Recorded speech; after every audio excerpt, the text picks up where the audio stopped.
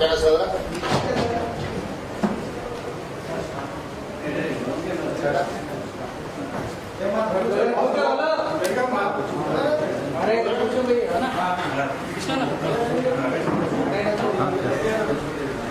Media మిత్రులకు నమస్కారం. శాసన మండలి ఎన్నికల ప్రచారం మొదలైన తర్వాత టిఆర్ఎస్ పార్టీ ప్రధానంగా ఐటీ శాఖ మంత్రి కేటీఆర్ గారు వివిధ అంశాలను లేవనెత్తడం జరిగింది. అందులో ప్రధానంగా ఐటీఐఆర్ కేంద్ర ప్రభుత్వం అనుమతులు రద్దు చేసింది, తెలంగాణకు తీరని అన్యాయం జరిగిందని చెప్పి 2021 ఇప్పుడు రాసింది లేఖ. ప్రధానంగా ఇన్ఫర్మేషన్ టెక్నాలజీ ఇన్వెస్ట్మెంట్ రీజియన్ ని 2013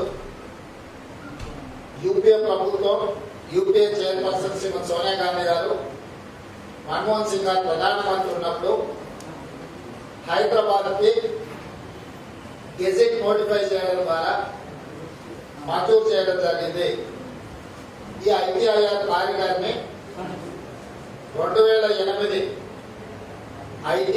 ఐటీఈఎస్ పాలసీ కింద తెలంగాణ రాష్ట్రాన్ని అభివృద్ధి పథం వైపు నడిపించడానికి ప్రపంచ దేశాలలో ఉన్న ఐటీ కంపెనీలలో పెట్టుబడులు పెట్టే సంస్థలను ఆకర్షించడానికి తెలంగాణ రాష్ట్రంలో ప్రధానంగా ఈ ఐటీఐఆర్ కారిడార్ ద్వారా 2,19,000 కోట్ల రూపాయల ఇన్వెస్ట్మెంట్ ఆకర్షించడానికి అవసరమైన అక్కడ వసతులు ఏర్పాటు చేసి ఈ ఇన్వెస్ట్మెంట్ తీసుకొస్తే 15 లక్షల ప్రత్యక్ష ఉద్యోగాలు, 55 లక్షల పరోక్ష ఉద్యోగ అవకాశాలు కల్పించడానికి అవకాశం ఉంది. దీనికి సంబంధించి ఆనాటి ఉమ్మడి రాష్ట్రంలో డీటెయిల్ ప్రాజెక్టు రిపోర్టు ద్వారా తేల్చింది ఏంటంటే 13,000 కోట్ల రూపాయలు పెట్టి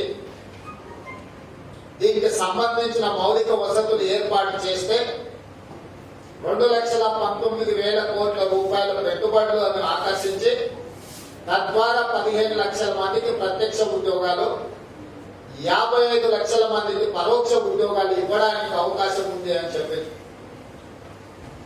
ఆ తర్వాత తెలంగాణ రాష్ట్రం ఏర్పడ్డది. తెలంగాణ రాష్ట్రం ఏర్పడిన తర్వాత దీన్ని వేగంగా ముందుకు తీసుకెళ్లాల్సిన టిఆర్ఎస్ ప్రభుత్వం ఏమాత్రం పట్టించుకోక, కేంద్ర ప్రభుత్వానికి ప్రతిపాదనలు పంపక, కేంద్ర ప్రభుత్వం అడిగిన సమాచారాన్ని ఇవ్వక ఈరోజు తెలంగాణ రాష్ట్రంలో దాదాపుగా 2,20,000 కోట్ల రూపాయల పెట్టుబడులను పోగొట్టడమే కాకుండా ప్రత్యక్షంగా 15 లక్షల ఉద్యోగాలు, పరోక్షంగా 55 లక్షల ఉద్యోగాలు, అంటే మొత్తము 70 లక్షల మందికి ప్రత్యక్ష పరోక్షంగా ఉద్యోగ అవకాశాలు కల్పించాల్సిన అవకాశాన్ని చేతుల రాష్ట్ర ప్రభుత్వము కేటీఆర్ యొక్క అసమర్థత వల్ల ఇది జారవిడుచుకోవడం జరిగింది.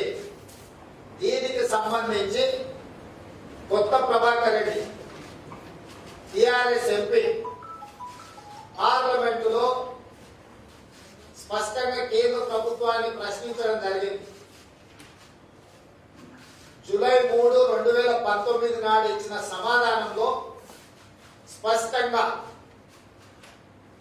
Minister of information and technology, electronics and communication మంత్రి గారు ఇచ్చిన పార్లమెంట్కి ఇచ్చిన సమాధానం జనవరి 11, 2017 నాడు కేంద్ర ప్రభుత్వం ముఖ్యంగా ministry of information technology and electronics communication minister గారు, railway minister, road and transport minister, electronics and communication department and IT department వీళ్ళనే కాకుండా తెలంగాణ రాష్ట్ర ప్రభుత్వానికి సంబంధించిన అధికారులతో సమీక్ష చేసి జనవరి 7, 2017 నాడు స్పష్టంగా నిర్దిష్టమైన ప్రతిపాదనలను రాష్ట్ర ప్రభుత్వానికి తెలియజెప్పడం జరిగింది. మీరు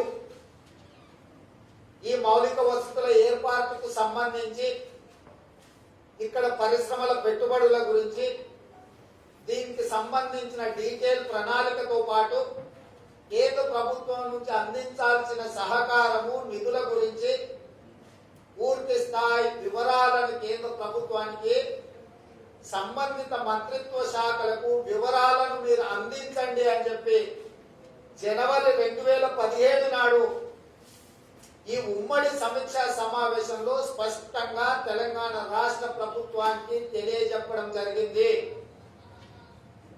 ministry of information technology and electronics communication minister, road transport minister, railways minister and Telangana state government వీళ్ళందరూ కలిసి సమీక్ష చేసి తెలంగాణ రాష్ట్రానికి యూపీఏ ప్రభుత్వం మంజూరు చేసిన ఐటీఐఆర్ కారిడార్ కు సంబంధించి మీరు సంపూర్ణమైన వివరాలను అందించండి. ఈ సంపూర్ణమైన వివరాలు అందిస్తే మేము అనుమతులు ఇవ్వడమే కాకుండా సంబంధిత నిధులను రిలీజ్ చేయడానికి మేము సిద్ధంగా ఉన్నామని చెప్పి స్పష్టంగా 2019 ఇచ్చిన సమాధానంలో చెప్పడం జరిగింది. వీళ్ళు ఈ సమాధానాన్ని కేంద్ర ప్రభుత్వానికి ఇవ్వకపోవడం వల్ల ఇప్పుడు ఈ ఐటీఐఆర్ కారిడార్ క్లోజ్ చేసిన మేము ఈ రోజు వరకు కూడా కేంద్ర ప్రభుత్వము రాష్ట్ర ప్రభుత్వం నుంచి ఎలాంటి ప్రతిపాదనలను రాలేదు అని చెప్పి 2019 ఇచ్చిన సమాధానాన్ని మీకు ఇచ్చిన పార్లమెంటు ద్వారా. అదేవిధంగా సేమ్ ఇదే కొత్త ప్రభాకర్ రెడ్డి 7 ఫిబ్రవరి 2018 నాడు ఇంకొక ప్రశ్న వేసింది. రాష్ట్ర ప్రభుత్వం మీకేమైనా నూతన ప్రతిపాదనలు ఐటీఐఆర్ కారిడార్ కు సంబంధించి రిప్రజెంటేషన్స్ కానీ ఏమైనా ప్రతిపాదనలు కానీ ఇచ్చిందా? ఈ ప్రతిపాదనలకు సంబంధించి మీరేమైనా నిధులను విడుదల చేసిందా?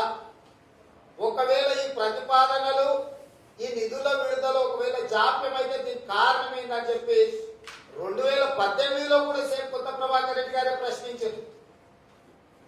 అప్పుడు కేంద్ర ప్రభుత్వము మేము ఎలాంటి ప్రతిపాదనలు రాష్ట్ర ప్రభుత్వం నుంచి రాలేదు, రాష్ట్ర ప్రభుత్వం ఎలాంటి ప్రతిపాదనలు ఇవ్వకపోవడం వల్ల ఈ ఐటీఐఆర్ పాలసీని క్లోజ్ చేసామని చెప్పి స్పష్టంగా 2018 ఫిబ్రవరి 7 నాడు సమాధానం ఇచ్చిండ్రు. అంటే ఇక్కడ తెలంగాణ సమాజం చూడాల్సింది మీడియా మిత్రులకు 2018 పార్లమెంటులో ఇచ్చిన సమాధానాన్ని, అదేవిధంగా 2019లో పార్లమెంట్లో ఇచ్చిన సమాధానాన్ని. ఈ రెండు ప్రశ్నలు అడిగింది టిఆర్ఎస్ పార్లమెంట్ సభ్యుడు కొత్త ప్రభాకర్ రెడ్డి గారు అడిగారు. కొత్త ప్రభాకర్ రెడ్డి గారికి కేంద్ర ప్రభుత్వము ఇన్ఫర్మేషన్ టెక్నాలజీ మంత్రిత్వ శాఖ పార్లమెంటు ద్వారా నిర్దిష్టమైన సమాధానాన్ని ఇచ్చింది. ఈ సమాధానంలో ఉన్న అంశం ఏంటంటే 2017 నాడు జనవరిలో కేంద్ర ప్రభుత్వ శాఖలు మంత్రిత్వ శాఖలు రాష్ట్ర ప్రభుత్వంతో సమీక్ష సమావేశాన్ని ఏర్పాటు చేసి అన్ని రకాల వివరాలతో కూడుకున్న డిపిఆర్ ను మీరు మాకు సబ్మిట్ చేయండి అని చెప్పి జనవరి 2017 నాడే కేంద్ర ప్రభుత్వం నిర్దిష్టమైన ఆదేశాలను రాష్ట్ర ప్రభుత్వానికి ఇవ్వడం జరిగింది. 2017 జనవరిలో కేంద్ర ప్రభుత్వం అడిగిన సమాచారాన్ని రాష్ట్ర ప్రభుత్వం ఇవ్వకపోవడం వల్ల కనీసం రిప్రజెంటేషన్స్ కూడా డిపిఆర్ సంగతి పక్కన పెట్టారు. ఐటీఐఆర్ కారిడార్ తెలంగాణ రాష్ట్రానికి హైదరాబాద్ కు మంజూరు అయింది, దీన్ని ముందుకు తీసుకెళ్లడానికి అవసరమైన నిధులు విడుదల చేయండి, దీని అభివృద్ధికి సంబంధించిన అనుమతులు ఇవ్వండి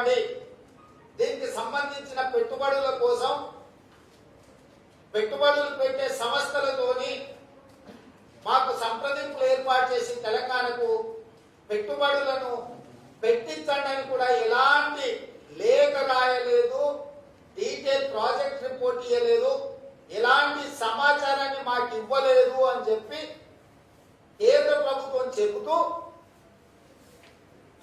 2018లోనే టిఆర్ఎస్ ఎంపీ గారికి పార్లమెంట్ ద్వారా సమాధానం ఇచ్చింది.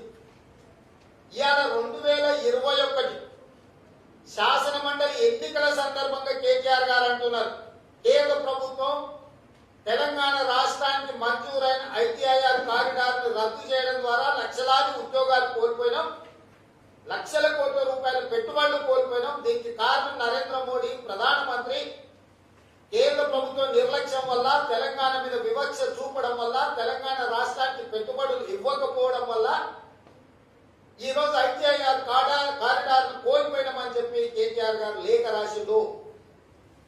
దానికి సంబంధించిన వివరాలని 2017 సమీక్ష సమావేశం తర్వాత మీరు ఎలాంటి సమాచారం ఇవ్వకపోవడం వల్ల, ఎలాంటి వివరాలు కేంద్ర ప్రభుత్వానికి ఇవ్వకపోవడం వల్ల 2018లోనే 2018 ఫిబ్రవరికే ఈ ఐటీఐఆర్ కారిడార్ క్లోజ్ చేసేసింది కేంద్ర ప్రభుత్వం.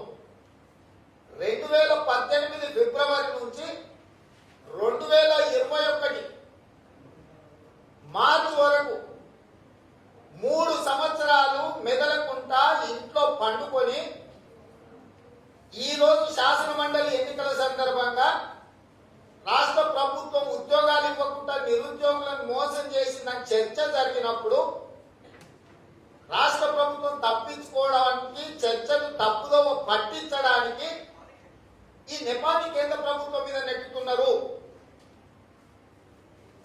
2018 ఫిబ్రవరిలో 2019 జూలైలో మీ ఎంపీ గారికి పార్లమెంట్ ద్వారా మీ ప్రశ్నలకు, మీరు సంధించిన ప్రశ్నలకు కేంద్ర ప్రభుత్వం సమాధానం ఇచ్చినప్పుడు ఇంత స్పష్టంగా 3 ఏళ్ల క్రితమే ఐటీఐఆర్ కారిడార్ ని రద్దు చేసినాము, మూసేసినామని కేంద్ర ప్రభుత్వం చెప్తే 3 సంవత్సరాలు మెదలకుండా ఉన్న కేటీఆర్ గారు ఈ రోజు పెడబొబ్బలు పెడుతున్నాడు. దీనికి కారణం టిఆర్ఎస్ ప్రభుత్వం, రాష్ట్ర ఐటీ శాఖ మంత్రి కేటీఆర్ గారు కాదా అని చెప్పి ఈ రోజు కాంగ్రెస్ పార్టీ ప్రశ్నిస్తున్నది. నేను నిర్దిష్టమైన ఆరోపణ చేస్తున్నా. కేటీఆర్ గారి యొక్క నిర్లక్ష్యము, అసమర్థత, అవినీతి వల్ల లక్షల కోట్ల రూపాయల పెట్టుబడులు, దాదాపుగా 15 లక్షల ప్రత్యక్ష ఉద్యోగాలు, 55 లక్షల పరోక్ష ఉద్యోగాలు రావాల్సినవి తెలంగాణకు రాలేదు. 2,20,000 కోట్ల రూపాయలు పెట్టుబడులు ఈ రోజు తెలంగాణకు రాకుండా పోయినాయి. దీనికి కారణం టిఆర్ఎస్ ప్రభుత్వము, ఐటీ శాఖ మంత్రి కేటీఆర్ గారు అని చెప్పి ఈ రోజు కాంగ్రెస్ పార్టీ నిర్దిష్టమైన ఆరోపణ చేస్తుంది.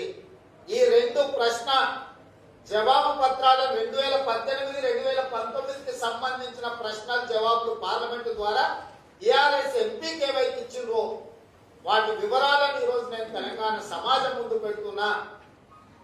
ఎవరైతే పట్టభద్రులు ఉన్నారో, ఎవరైతే రేపు 14 రోజు నిరుద్యోగులుగా ఉండి ఓటు హక్కును వినియోగించుకోబోతున్నారో, ఈ రోజు మీకు ఉద్యోగాలు రాకపోవడానికి ఐటీ పరిశ్రమల నిపుణులైన వాళ్ళు రోడ్ల మీద తిరగడానికి, పరోక్షంగా 55 లక్షల మందికి ఉద్యోగ అవకాశాలు కల్పించడానికి అవకాశం ఐటీఐఆర్ మూతపడడానికి కేటీఆర్ఏ కారణము.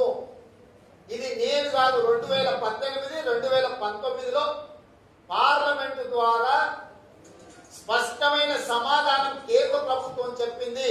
ఇన్ని రోజులు వీటిని దాచిపెట్టి ఈ రోజు కేటీఆర్ గారు తప్పించుకోవడానికి, తప్పులను కప్పిపుచ్చుకోవడానికి ఈ రోజు ఈ రకమైన వాదన తీసుకొస్తుండు. ఈ వివరాలన్నిటిని కూడా తెలంగాణ సమాజం ముందు పెట్టిన. ఇక 2వ అంశం, అలీబాబా అరడజన్ దొంగలు తయారైంది తెలంగాణలో. దీంట్లో అలీబాబా కేటీఆర్, అరడజన్ దొంగల సోమేష్ కుమార్, అరవింద్ కుమార్, జయేష్ రంజన్, లోకేష్ కుమార్, టిఎస్ఐఐసి ఎండి వెంకట్ నరసింహారెడ్డి, కేటీఆర్ ఫ్రెండ్ శ్రీధర్.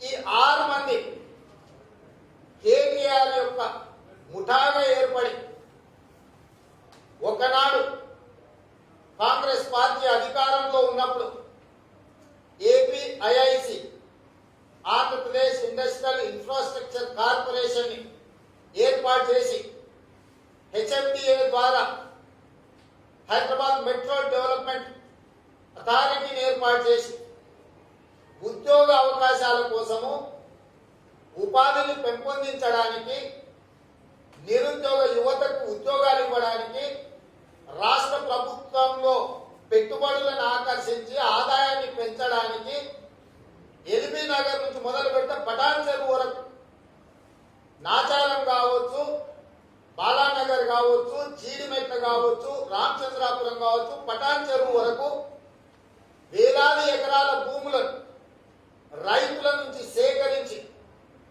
పరిశ్రమలు పెట్టడానికి వాళ్ళకి అనుమతులు ఇవ్వడం జరిగింది. తక్కువ ధరకు వాళ్ళకి భూములు ఇచ్చి వాళ్ళు ఉపాధి కల్పిస్తారని వాళ్ళకి భూ కేటాయింపులు జరిగినాయి. ఈ భూములను అన్నింటిని కూడా హైదరాబాద్ నగరం ఆనాడు కేటాయించినప్పుడు ఇవన్నీ హైదరాబాద్ నగర శివార్లు. ఈ రోజు నగరం విస్తరించడంతో అక్కడ మొత్తం కాలనీలు వచ్చినాయి. కాలనీలు వచ్చినప్పుడు సబ్సిడీ ధరల మీద తక్కువ ధరలకు పరిశ్రమలు పెడుతున్నారని పరిశ్రమలను ప్రోత్సహించడానికి వేలాది ఎకరాల భూములు ప్రైవేట్ పెట్టుబడిదారులకు భూములు కేటాయించి అక్కడ పరిశ్రమలు స్థాపించడం వల్ల ఈ రోజు ఆ ప్రాంతం అంతా రెసిడెన్షియల్ కాలనీస్ రావడంతో కాలుష్యం వస్తుంది. కాలుష్యాన్ని తగ్గించడానికి, కాలనీలలో ఉన్న కాలుష్య పరిశ్రమలను సిటీ బయటకు తరలించడానికి ఈ పరిశ్రమలకు అన్నింటి కూడా 2015లో ఒక జీవో ఇచ్చి ఒక వెసులుబాటు ఇచ్చింది. పరిశ్రమల కోసం రాష్ట్ర ప్రభుత్వం కేటాయించిన భూములను ఇక్కడ ఉండే కాలుష్యాన్ని వెదజల్లే పరిశ్రమలను నగర శివార్లు ఇతర ప్రాంతాలకు తరలిస్తే ఈ భూములలో ఐటీ కంపెనీలు ఆఫీసులు కట్టుకోవడానికి అనుమతిస్తామని చెప్పి ప్రభుత్వం ఒక విధానపరమైన నిర్ణయం తీసుకున్నది. అంటే ఈ నిర్ణయం ఏంటంటే ఒకప్పుడు ఉద్యోగాల కోసం పరిశ్రమలు ఎట్లయితే పెట్టిందో ఈ పరిశ్రమలు కాలుష్య పరిశ్రమలు కాలనీలకు వచ్చినాయి కాబట్టి వీటిని ఊరు బయటకు తరలించుకుంటే ఇక్కడ మీకున్న ఆనాడు అక్కువకు సరిపోకు కేటాయించిన భూములు ఇవాళ కోట్ల రూపాయలకి ఎకరాలకు ఉన్నాయి కాబట్టి ఇందులో మీరు ఐటీ పరిశ్రమలు పెట్టుకుంటే భూ బదలాయింపు చేస్తామని చెప్పి జీవో తీసుకొచ్చింది. దాంట్లో భాగంగా చాలా మంది పరిశ్రమల వాళ్ళు ఈ భూములను ఐటీ కంపెనీలకు అమ్ముకున్నారు. ఐటీ కంపెనీలను పెడితే మళ్ళీ వేలాది మంది ఐటీ నిపుణులకు ఉద్యోగాలు వస్తాయనేది ప్రభుత్వం యొక్క ఉద్దేశం. పరిశ్రమల నుంచి భూ వినియోగ మార్పిడి ఐటీ కంపెనీలకు వచ్చి ఇప్పుడు ఈ ఐటీ కంపెనీలను మొత్తాన్ని అపార్ట్మెంట్ల కింద మారుస్తున్నారు. ప్రధానమైన ఆనాడు పరిశ్రమల కోసం కేటాయించిన భూసేకరణ, పరిశ్రమల కోసం పేద రైతుల నుంచి భూములు తీసుకొని పరిశ్రమలు పెట్టి ఉపాధి ఉద్యోగాలు కల్పించడానికి తీసుకున్న భూములను కాలుష్యం పేరు మీద మొదట వాటిని తరలించారు. ఈ భూములను ఐటీ కంపెనీల కింద మార్చుకోవడానికి అనుమతించారు. ఐటీ కంపెనీల అనుమతి వచ్చిన తర్వాత కంప్లీట్ గా రియల్ ఎస్టేట్ ఏజెంట్లతో కుమ్ముక్కై ఒక ముఠాగా ఏర్పడి వీటిని ఇప్పుడు అపార్ట్మెంట్స్ కింద కన్వర్ట్ చేస్తున్నారు. ఎవ్రీడే ఒక పరిశ్రమకు నోటీస్ ఇవ్వడం, ఐటీ కంపెనీల కింద మార్చడం, ఐటీ నుంచి రెసిడెన్షియల్ అపార్ట్మెంట్స్ కింద మార్చి ఐటీ కంపెనీ పరిశ్రమల భూముల విలువల్ని అక్వసర్కు కేటీఆర్ ముఠా కొనుక్కొని వాటిని భూ వినియోగ మార్పిడి చేయడం ద్వారా 30 ఫ్లోర్లు ఒక్కొక్క ఎకరాకు 3 లక్షల నుంచి 5 లక్షల స్క్వేర్ ఫీట్ అపార్ట్మెంట్స్ అనుమతులు ఇచ్చి హై డెన్సిటీ పాపులేషన్ ఉన్న దగ్గర ఒక 25 ఎకరాలు భూమి ఉన్నదంటే 1.5 స్క్వేర్ ఫీట్ అంటే ఒక పెద్ద ఊరు ఒక 5 ఎకరాలలో కట్టేస్తూ 40 ఫ్లోర్లు 30 ఫ్లోర్ల అపార్ట్మెంట్లకు అనుమతించి దీనికి కొద్దిమంది అధికారులను ఒక ముఠా ఏర్పాటు చేసింది కేటీఆర్. దాంట్లో సోమేష్ కుమార్, అరవింద్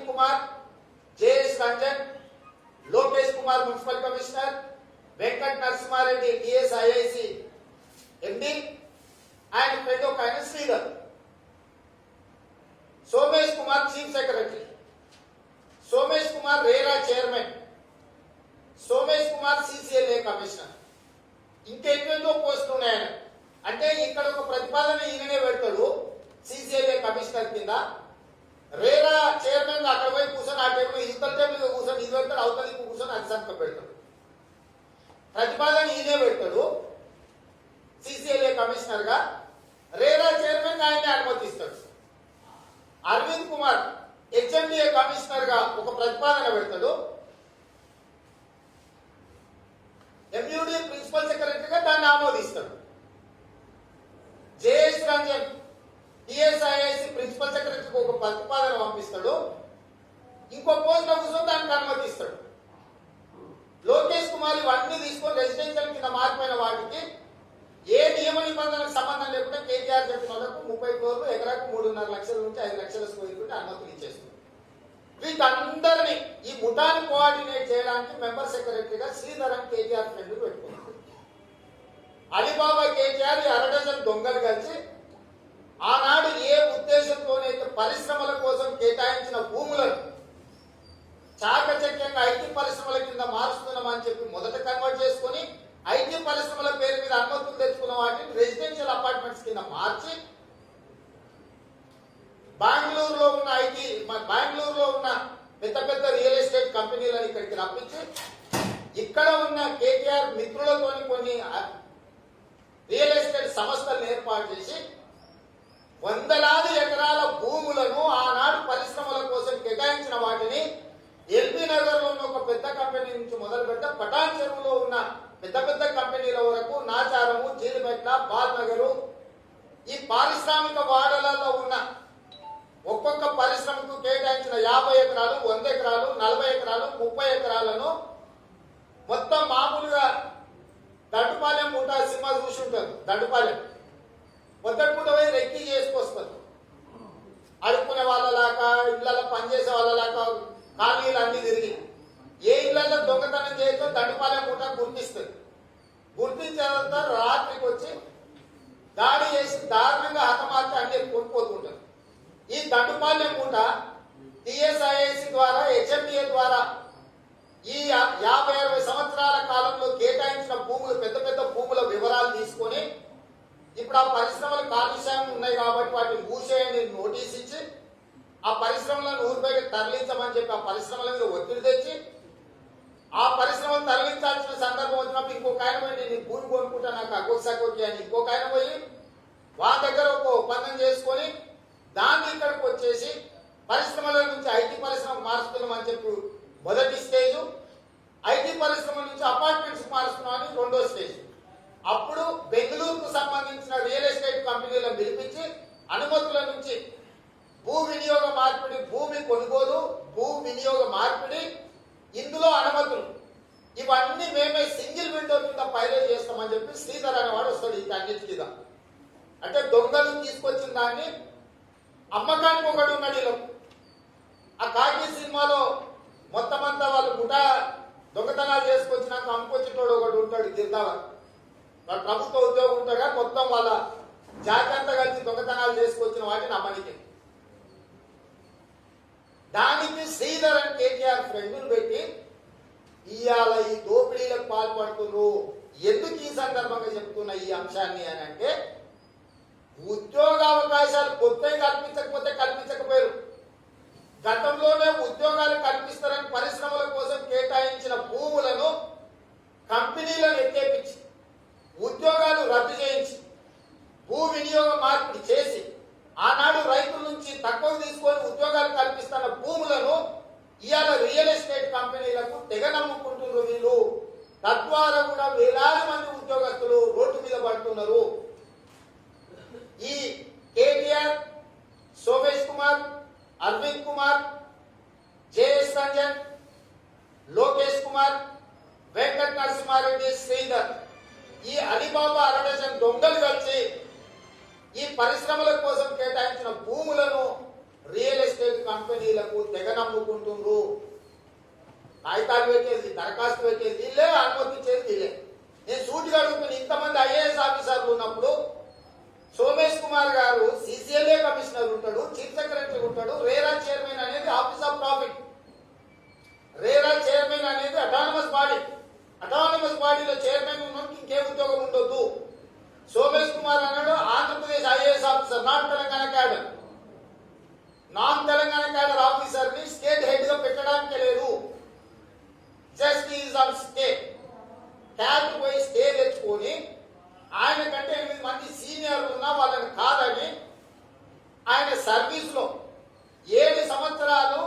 వదిలేసి బయటికి డెప్యుటేషన్ పోయింది. ఆయన సర్వీస్ లో 7 సంవత్సరాలు ఉద్యోగమే చేయలేదు. ఈ 7 సంవత్సరాలు తొలగిస్తే ఆయన ప్రిన్సిపల్ సెక్రటరీ కాదు కూడా హోదా రాదు.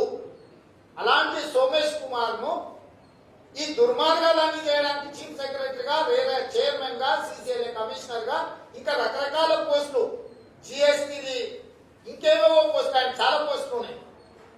సేమ్ అరవింద్ కుమార్ కూడా హెచ్ఎండిఏ కమిషనర్ ఉంటాడు, ఎంయూడి ప్రిన్సిపల్ సెక్రటరీ ఉంటాడు. జేఎస్ రంజన్ ఒక 4 పోస్టులు. ఇట్లా కొద్ది మందిని అధికారులను ఒక ముఠాగా ఏర్పాటు చేసి కేటీఆర్ ఈ రాష్ట్రాన్ని వేలాది కోట్ల రూపాయలను కొల్లగొడుతున్నాడు. లక్షలాది ఉద్యోగాలు కల్పించి పరిశ్రమలు ఏర్పాటు చేయడం కోసం కేటాయించిన భూములను ఎల్బీ నగర్ పరిశ్రమల నుంచి మొదలు పెడితే పటాన్ చెరువు వరకు ఈ మధ్యలో పారిశ్రామిక వాడలలో ఉన్న భూములన్నింటినీ కూడా భూ వినియోగ మార్పిడిని తనకు అనుకూలంగా మార్చుకొని ఆ కంపెనీలు ఒత్తిడి తీసుకొచ్చి అక్కో కొనుక్కొని వాటిని అన్నింటి కూడా బెంగళూరు రియల్ ఎస్టేట్ సంస్థలకు అమ్ముతున్నారు. వాటి వివరాలు అన్నింటినీ కూడా తొందరలో బయట పెట్టా. ఎందుకు ఈ సందర్భంగా చెప్తున్నా అంటే ఐటీఐఆర్ అనే పరిశ్రమ కేటీఆర్ గారి నిర్లక్ష్యం వల్ల, కేంద్ర ప్రభుత్వానికి ఎలాంటి ప్రతిపాదనలు ఇవ్వకపోవడం వల్ల ఇవాళ ఐటీఐఆర్ రద్దయింది. ఇప్పటి వరకు కేటీఆర్ ఏదైతే వాదన చేస్తుందో కేంద్ర ప్రభుత్వం మోసం చేసింది, వంచింది, లేకపోతే కేంద్ర ప్రభుత్వం అనుమతులు ఇవ్వలేదు అనేది అయితే చెప్పిండో అది 100% తప్పు. 2018 ఫిబ్రవరిలో కొత్త ప్రభాకర్ రెడ్డి గారికి ఇచ్చిన సమాధానాన్ని, అదేవిధంగా 2019 జూలైలో అదే కొత్త ప్రభాకర్ రెడ్డి గారికి పార్లమెంట్ లో ఇచ్చిన 2 సమాధాన పత్రాలను మీడియా మిత్రులకు నేను ఇచ్చిన కేటీఆర్ యొక్క దొంగ అని అరిచినట్టుగా చేసిన తప్పిదాలను కప్పిపుచ్చుకోవడానికి నిరుద్యోగ యువత నిలదీస్తున్నది. ఆ నిరుద్యోగ యువత నిలదీస్తుంటే తప్పించుకోవడానికి తప్పుడు వాదనలు తీసుకొచ్చి ప్రజల్ని మభ్యపెడుతుండు. కాబట్టి ఈరోజు రాష్ట్ర ప్రభుత్వాన్ని, కేంద్ర ప్రభుత్వాన్ని నిలదీయాలంటే ఈ శాసన మండలి ఎన్నికలలో కాంగ్రెస్ పార్టీని గెలిపించాలి. ఈ రోజు ఉన్న అభ్యర్థులను చూడండి. హైదరాబాద్ రంగారెడ్డి మహబూబ్ నగర్ శాసన మండలి ఎన్నికలల్లా రామచంద్రరావు గారు, వాణీదేవి గారు, నాగేశ్వర్ గారు, చిన్నారెడ్డి గారు ఉన్నారు. వాణీదేవి గారు ఆవిడ కాంగ్రెస్ సర్పంచ్ నుంచి ప్రధానమంత్రి చేసిన పివి నరసింహారావు గారి కూతురు కాంగ్రెస్ వ్యతిరేకంగా పోటీ చేస్తుందంటే పివి నరసింహారావు గారి ఆత్మ క్షోభిస్తుంది. నీ తండ్రి బతుకున్నంత కాలం కాంగ్రెస్ పార్టీ ఆశయాలను, కాంగ్రెస్ పార్టీని అధికారంలోకి తీసుకురావడానికి ప్రయత్నం చేసిండు. నీ తండ్రి ఆశయాలకు విరుద్ధంగా ఒక దుర్మార్గుడితోటి, ఒక దురాశ పరులతోటి జట్టు కట్టడం అనేది వాణీదేవి గారికి మంచిది కాదు, వాళ్ళ కుటుంబ గౌరవానికి మంచిది కాదు. వంగర గ్రామం నుంచి ఎవరెస్ట్ శిఖరం అంత ఎత్తుకు పివి నరసింహారావు గారి యొక్క కీర్తిని కాంగ్రెస్ పార్టీ తీసుకెళ్తే వ్యతిరేకంగా ఎన్నికలలో పోటీ చేయడం వారికి సమంజసం కాదు. రామచంద్రరావు గారికి, అదే విధంగా నాగేశ్వర్ గారికి అవకాశాలు ఇచ్చిండ్రు. వాళ్ళు ఏం పని చేసిండ్రో మీరు చూసిండ్రు. రామచంద్రరావు గారి పరిస్థితి 6 ఏళ్ల తర్వాత మళ్ళీ వచ్చి ఓటు అడుగుతుండ్రు. బుద్ధిమంతుడికి సర్దిగట్ట గొడ్రాయి కాడ ఫోన్ చేసి మళ్ళీ ఇంటికి వచ్చినాక అమ్మ ఆకలి అవుతుంది ఏమనుంటే పెట్టండి. 6 ఏళ్ళు ఏమీ మాట్లాడలే, నోరు కూడా తెరవలే. మళ్ళీ రెండోసారి ఓట్లేమని రామచంద్రరావు గారు అడుగుతున్నారు. ఇక నాగేశ్వర్ గారు సైన్యం లేని సైన్యాధిపతి, ఆయన ఒక్కడే. కానీ అదే చిన్నారెడ్డికి ఓటేస్తే ఒక కాంగ్రెస్ పార్టీ అనేది రాష్ట్ర కేంద్రంలో బలంగా సమర్థవంతమైన ప్రతిపక్షంలో ఉండి, వ్యవసాయ శాఖలో డాక్టరేట్ ఉండి, 40 సంవత్సరాలు ప్రజా జీవితంలో నీతిగా, నిజాయితీగా, నిక్కచ్చిగా సేవలు అందించిన డాక్టర్ జిల్లాలో చిన్నారెడ్డిని గెలిపించాల్సిందిగా ప్రశ్నించే గొంతుకగా ఈ నిరుద్యోగ యువత తరఫున, ఉద్యోగస్తుల తరఫున, ప్రభుత్వ ఉద్యోగస్తుల తరఫున, ఫీల్డ్ అసిస్టెంట్ల తరఫున, రెవెన్యూ సిబ్బంది తరఫున, సింగరేణి సిబ్బంది తరఫున, విద్యుత్ శాఖలో ఉన్న అవుట్ సోర్సింగ్ ఉద్యోగస్తుల తరఫున, కాంట్రాక్ట్ ఉద్యోగస్తుల తరఫున, విఆర్ఓల తరఫున, ఫీల్డ్ అసిస్టెంట్ల తరఫున, వీళ్ళందరి తరఫున వాళ్ళ సమస్యని గుర్తెరిగి మాట్లాడాలి అని అంటే చిన్నారెడ్డి గారిని గెలిపించాలి. ఈ రోజు చిన్నారెడ్డి గారిని గెలిపించడం ద్వారా అధికార పదంతో కళ్ళు మూసుకుపోయిన రాష్ట్ర కేంద్ర ప్రభుత్వాలకు కనువిప్పు కలిగించాలంటే కాంగ్రెస్ పార్టీ గెలవాలి. రాష్ట్రంలో టిఆర్ఎస్, కేంద్రంలో బీజేపీ అధికారంలో ఉంది. ఈ 2 పార్టీలకు, ఈ ప్రభుత్వాలకు ఈ శాసన మండలి ద్వారా ముఖ్యమంత్రి కుర్చీ కూలిపోయేది లేదు, ప్రధానమంత్రి కుర్చీలు ఎక్కేది లేదు. కానీ అదే కాంగ్రెస్ పార్టీ చిన్నారెడ్డి గారు గెలిస్తే సమాజానికి మేలు జరుగుతుంది, ప్రభుత్వ ఉద్యోగులకు పిఆర్సీ రావాలన్నా, కంట్రిబ్యూటరీ పెన్షన్ స్కీమ్ అమలు జరగాలన్నా, ఖాళీలను మళ్ళీ నోటిఫికేషన్లు ఇచ్చి నిరుద్యోగ యువతకు ఉద్యోగాలు ఇవ్వాలన్నా, అమరవీరుల కుటుంబాలను ఆదుకోవాలన్నా, ఉద్యమకారుల మీద ఉన్న కేసులు తొలగించాలన్నా చిన్నారెడ్డి గారిని గెలిపిస్తేనే ప్రయోజనం ఉంటుంది. చిన్నారెడ్డి గారిని గెలిపించాల్సిందిగా కాంగ్రెస్ పార్టీ పక్షాన స్పష్టంగా ఈ పట్టభద్రులకు నేను విజ్ఞప్తి చేస్తున్నా. చిన్నారెడ్డి లాంటి నిజాయితీ పరుని గెలిపించడం ద్వారా ప్రజాస్వామ్యాన్ని బతికించాల్సిందిగా కాంగ్రెస్ పార్టీ పక్షాన నేను విజ్ఞప్తి చేస్తున్నా. కానీ ఇదే కేటీఆర్ ఉక్కు పరిశ్రమ ప్రైవేటీకరణ వ్యతిరేకంగా అక్కడి వాళ్ళతో పోరాటం చేస్తానని చెప్తున్నారు. అమరావతి వాళ్ళు కూడా మెచ్చుకుంటున్నారు. అమ్మకు అన్నం పెట్టినోడంట చిన్నమ్మకు బంగారు గాజులు చేపిస్తానని వెనకటికి ఒక సామెత ఉంది.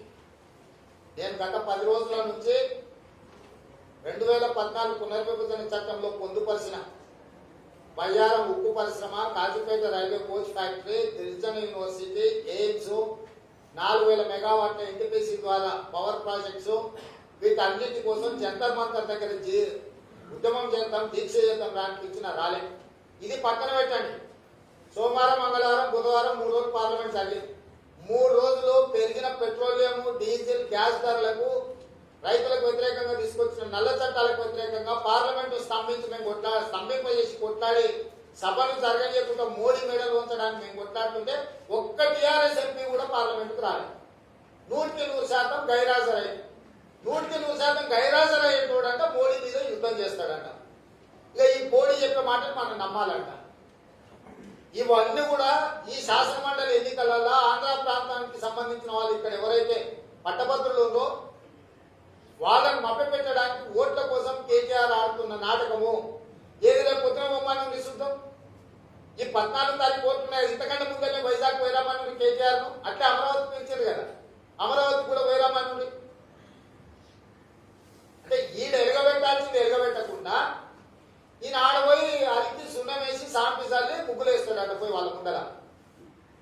కనీసం అన్నం తింటున్నప్పుడు మినిమం జ్ఞానం అని ఉండాలి. ఇట్లాంటి మాటలు మాట్లాడేటప్పుడు నీకు ఇచ్చిన పరిశ్రమలు నీ చేతగానితనం వల్ల మూతపడ్డది. ఐటీఐఆర్ కారిడార్ నీ చేతగానితనం వల్ల మూసేస్తామని చెప్పి 2018లో నీ ఎంపీకే సమాధానం ఇచ్చారు. నీ పార్లమెంట్ సభ్యుడు, మెదక్ జిల్లా సభ్యుడు కొత్త ప్రభాకర్ రెడ్డికి స్పష్టంగా 2018లో నీ సమాధానం ఇచ్చారు. 2018 నుంచి 2021 వరకు ఇంట్లో వండుకొని ఇయ్యాలనేసి పెడబొబ్బలు పెడుతుడు. దొంగలు 6 నెలలకు కుక్కలు మొరిగినాయని ఇయ్యాల కొత్తగా మొరిగేది టీఆర్ఎస్ వాళ్ళు. ఇప్పటికైనా నేను అడుగుతున్న, సోమవారం నుంచి పార్లమెంట్ ఉంది. కేటీఆర్ గారికి నేను సూటిగా సవాల్ తీసుకుంటున్నా. పునర్విభజన చట్టంతో పాటు జాతీయ సాగునీటి ప్రాజెక్టు కాళేశ్వరం లేదా పాలమూరు రంగారెడ్డి జాతీయ ప్రాజెక్టు కోసం, ఐటీఐఆర్ కారిడార్ కోసం, బయ్యారం ఉక్కు కర్మాగారం కోసం, కాజీపేట రైల్వే కోచ్ ఫ్యాక్టరీ కోసం, గిరిజన యూనివర్సిటీ కోసం, ఎయిమ్స్ కోసం, 4000 మెగావాట్ల విద్యుత్ ప్రాజెక్టు కోసం జంతర్ మంతర్ లో ఆమరణ నిరాదీక్ష చేద్దాము. వీటిని సాధించుకుని తేల్చుకుందాం రా కేటీఆర్. అన్ని ఏర్పాట్లు నేనే చేస్తా. కానీ నువ్వు చేతులు ఊపుకుంటారా వచ్చాడు కూర్చొని అందరినీ అక్కడ మొత్తం వ్యవస్థలు కాంగ్రెస్ పార్టీ ఏర్పాటు చేస్తుంది. మేము సిద్ధంగా ఉన్నాము మోడీతో యుద్ధం చేయడానికి. నీ ప్రకటనలు నిజమైతే రేపు సోమవారం నుంచి మొదలు పెడదాం రా. సచ్చుడా సాధించుడా తేలుతాం కేంద్ర ప్రభుత్వం మీద. ఉత్తర కుమారులాగా ఉపన్యాసాలు ఇచ్చి ఊపుకుంటూ పోతే కుదరదు కేటీఆర్. నువ్వు ఇట్లాంటి మాటలు ఇక చాలు. చూసిరు ఇప్పటికే ప్రజలు నీ వ్యవహారము. వరదలు వచ్చినప్పుడు చూసిరు, బురదలు మునిగిపోయినప్పుడు చూసిరు, కరోనా వచ్చినప్పుడు చూసిరు నీ కథలన్నీ. కాంగ్రెస్ పార్టీ ఉత్తరప్రదేశ్ లో జరిగే సంఘటన మీద స్పందిస్తుంది తప్ప బయట దగ్గర వచ్చిన పైన బీజేపీలది ఏమున్నాయా? తాడుకొందరం లేని వాళ్ళు ఎక్కడికోవడాలంట అత్తగారు పండిస్తానంట చెడగొట్టి పొంగరాలు చేసుకుని ఆడిన బండి కథ కట్టుకుంది. ఆయన ఇప్పటి వరకు మాట్లాడిన ఒక్క దాంట్లోనైనా నన్ను తెచ్చిందా? హైదరాబాద్ వరదలు వచ్చినప్పుడు మంచిన పైసలు నగదు మొత్తం గోల్మాల్ అయింది, విచారణ చేస్తామన్నాడు. కేసీఆర్ జైల్లో పెడతాడు, కాళేశ్వరంలో అవినీతి అన్నాడు, పాలమూరులో తినేసిండు అన్నాడు. వాళ్ళు మాట్లాడిన దాంట్లో ఒక్కదానికన్నా ఏమన్నా కొనా మొదలేమన్నా ఉందా? రామేశ్వరరావు గారు ఆడేది మై హోము వాటికి సంబంధించిన అనుమతులు అక్రమం అన్నారు. ఏదన్నా బీజేపీలు వాళ్ళు చేసిన ఆరోపణల ఒక్క పైసనాన్ని ఏమన్నా తెచ్చిరా? ఎంతసేపు ఏమన్నా శవం లేచినా ఎవరికన్నా ఏదన్నా జరిగితే దాని కాడ ఏమన్నా ఓట్లు దొరుకుతాయని పోయి గొడ్కాడి నక్క దాకా కాసుకొని కూర్చోవడం తప్ప దీనికి మించి వాళ్ళు చేస్తుంది ఏంటి? అయితే భాగ్యలక్ష్మి అంటారు, లేకపోతే ఇంకేదో అంటారు. ఏడికైనా పోతారబ్బా, మేము అన్ని దగ్గరలోకి పోతాము. నువ్వేదో పొడుస్తా అంటున్నావు కదా, ఏ పొడిచినావో చెప్పమంటున్నాము, గదే కదా. ఇప్పుడు మే కాదు మీరే ప్రత్యామ్నాయం అంటారు కదా. ప్రత్యామ్నాయంగా ఉన్న మీరు శవాల మీద ఓట్లు వేసుకునే ప్రయత్నం చేస్తున్నారు కదా. ఒక సమస్యకి ఏమైనా పరిష్కరించారా? ఇన్ని ఆరోపణలు మీరే చేసిరు. అవినీతి జరిగింది, అక్రమాలు జరిగింది, ఇది జరిగింది, అది జరిగిందని ప్రభుత్వం మీద వాళ్ళే ఆరోపణ చేసిరు. ఒక్కదాన్ని నిగ్గు తెచ్చిరా? టెలిఫోన్ ట్యాపింగ్ అయిందని వాళ్ళే అంటారు. మా ఫోన్లే ట్యాప్ చేసిందని హోంశాఖ మంత్రి అంటాడు. ఫిర్యాదు చేస్తా అంటాడు. ఎవరికి ఫిర్యాదు చేస్తాడు? ఎవరు చేస్తాడు? ఎన్ని రోజులు ఈ నాటకాలు? ఊకదంపుడు ఉపన్యాసాలు బీజేపీలను ఆపమని చెప్తారు. దేశంలో వాళ్ళ ప్రభుత్వం ఉంది. ఏదన్నా ఒక విచారణకు ఆదేశించమని మత కల్లోలో జరిగిన శాంతి భద్రతలు దెబ్బతిన్నప్పుడు అవసరం అనుకుంటే కేంద్ర ప్రభుత్వము కమిటీని పంపొచ్చు. కేంద్ర హోంశాఖ సహాయ మంత్రి కిషన్ రెడ్డి తక్షణం అక్కడ పర్యటించి నిర్దేశించాలని కమిటీ వేసి హోంశాఖ నుంచి ఒక ఆఫీసర్లను డెలిగేషన్ పంపించి ఏం జరిగిందో నిక్కచ్చిగా తెలుసమని వాళ్ళు కత్తులతో పొడుచుకోవాలి, పేగులు కింద పడాలి, వీళ్ళకు డబ్బులు ఓట్లు పడాలి. మరి సిగ్గులేని బతికేం చేయాలని? మనుషులు పేగులు తెగితే కానీ వాళ్ళకు ఓట్లు పడవని కాడికి దిగజారు. కాబట్టి వాళ్ళు ఏది మాట్లాడేది? వాళ్ళు మాట్లాడేదానికి మేమేంది చెప్పేది? अलीबाबा ग्रुप के खिलाफ रेवंत रेड्डी का नेक्स्ट स्टेप क्या है? जब सब चीज सामने है, आपके सामने नाम बोल रहे हैं पूरे। हाँ, इसके बारे में अभी कारोबार शुरू करूंगा मैं इसीलिए ये कहना चाहता हूँ, अब इस मौके पे सिलसिला में जो चुनाव हो रहा है, ये चुनाव के समय पे केटीआर साहब ये कह रहा है ITIR कॉरिडोर का बीजेपी के वजह से, केंद्र सरकार की वजह से हमको मंजूर नहीं हुए, हमको नुकसान हो गए बोल के जो केटीआर साहब ने कह रहा है वो सरासर गलत है। 2018 में उत्तर प्रभाकर रेड्डी TRS MP ने सवाल उठाए तो वहीं सरासर दिखाया। 2017 में रिव्यू मीटिंग लगाए, डिटेल प्रोजेक्ट रिपोर्ट मांगे, आपको कितने पैसे होना है, क्या करना है, डिटेल प्रोजेक्ट रिपोर्ट देने के लिए कहा तो मिनिस्ट्री ऑफ इन्वेस्टमेंट वो IT and electronic and communication ministry और रेलवेज एंड ट्रांसपोर्ट मिनिस्टर सब मिला के तेलंगाना सरकार से बातचीत किए तो आज के तारीख में भी वो कोई डिटेल प्रोजेक्ट दिया नहीं। इसके वजह से ITIR कॉरिडोर खत्म हो गए।